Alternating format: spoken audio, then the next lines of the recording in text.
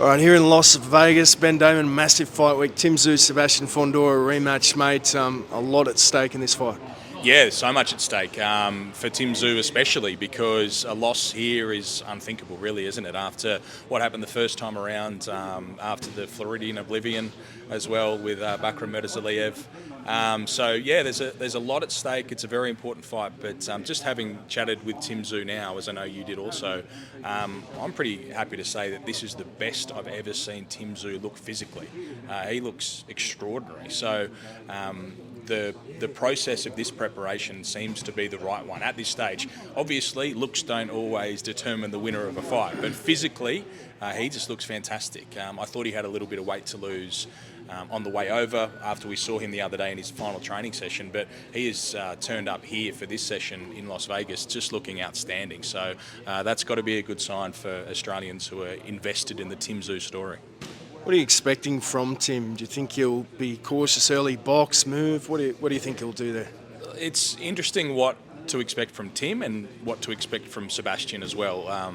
Sebastian saying everything that he's going to go to Tim and try and fight on the inside with him and beat him at his own game, essentially, which seems ridiculous and foolish when he could just keep him on the end of a jab like he did, obviously in different circumstances with the blood running down his face last time. In terms of Tim, I think we know what he does. He'll stay at some sort of a range. He'll try and find that target as he did in the opening couple of rounds of that previous fight with Fundora.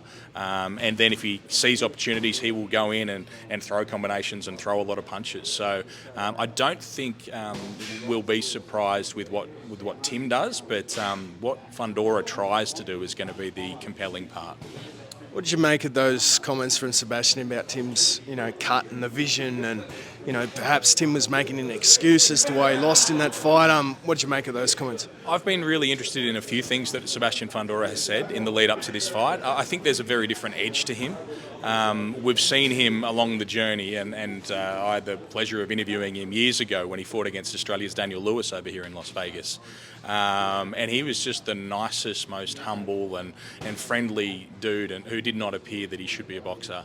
Talked about the crocodile hunter a lot and all that sort of stuff. So he's gone from that and sort of being that same way in the first Tim Tszyu fight as well in the lead up to it, being so humble in victory after the fight, coming back into the dressing room and all that. But then, since then, he's said a lot of different things which show a different side to him. Maybe the boxing politics of his world have sort of impacted him in some way, and he's a little bit angrier or more aggressive or more forthright. But he has been saying things like that Tim wasn't impacted by the blood, which seems a stretch. He also said earlier that he didn't have a broken nose and he could have fought pretty much straight after that first fight, which also is against the conventional wisdom and is a shock if that's true. There's been some speculation maybe he is overconfident or trying to talk himself into his position standing in this fight. I think it feels more so that boxing world has sort of impacted his attitude a little bit here. He wanted to fight Errol Spence straight off the back of that fight. That didn't happen. He got mucked around to some extent. He's maybe been pushed into this rematch. I don't know the particulars of what's happened with him and his manager and PBC. But yeah, certainly there's a different edge to Fundora this week, and I think we'll see more of that as we get further into the week. Do you think part of that could be the fact that perhaps he didn't get the credit that he thinks he deserved to, he beat Tim Tszyu, and everyone's sort of saying it's only because he got cut? Yeah, I think that's a really good point. I think he probably does feel like he won that fight, and people talk about the blood, and he just wants to say it wouldn't matter.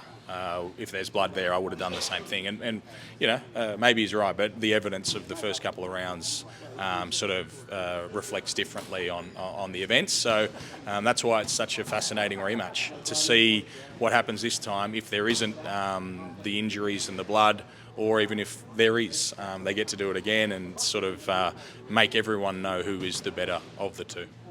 A win here for Tim Tszyu, what does that do for his career? It's enormous, obviously. It's a big stage. It's a world title fight. There's some obvious names. The Thurman fight is one that was seemed to be the next fight. The Charlo fight is the one that we would love to see at some point because it has been building for years. They're both enormous fights, not only in the US but in Australia as well. So the next fight, if he wins, is going to be a monster.